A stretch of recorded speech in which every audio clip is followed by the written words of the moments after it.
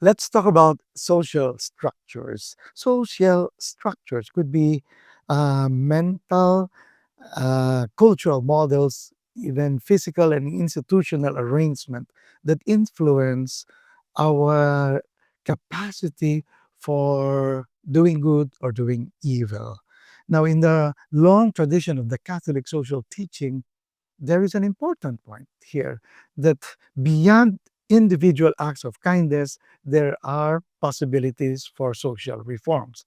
Pope Francis reminds us in his Fratelli Tutti about the wisdom of the parable of the Good Samaritan. Remember, there was this victim of violence and negligence. The victim of the thieves, the robbers, were left along the side, almost dead. But the two religious persons, after seeing the victim, look the other way around. Maybe we can understand that as a product of a whole social structure that infuses fear, fear of maybe the violent persons are just around the corner, fear that maybe I cannot do anything really to change the structures. But Pope Francis reminds us that even that feeling of helplessness is already a product of the manipulation of the powerful. They want us to feel helpless. And therefore, some people say, I don't want to hear the news anymore. The result is, okay, I'll just help whatever I could to to attend to the needy in a humanitarian way. But the Catholic social tradition, as represented by Pope Francis, says, while it is good to help one person, there is much more need to transform society in terms of political, economic, and even ecological reform.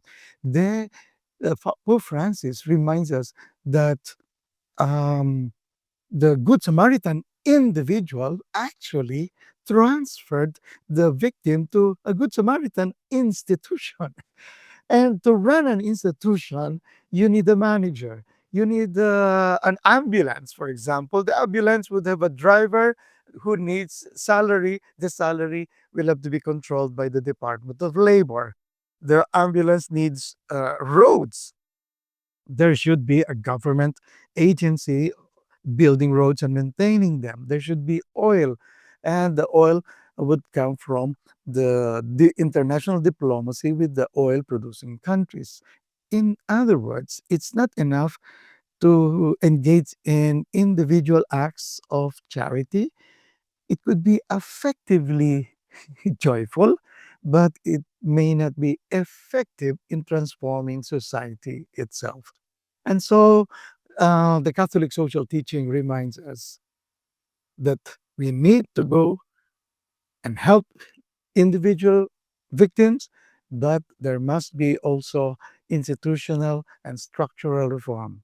While there are structures of sin that prevents us from doing what is good and even enhances our capacity for evil, there are also structures of grace which we must promote, because structures of grace enhances our capacity for doing good and even allows God's Spirit to fill up what we need in doing what is good and fighting what is evil.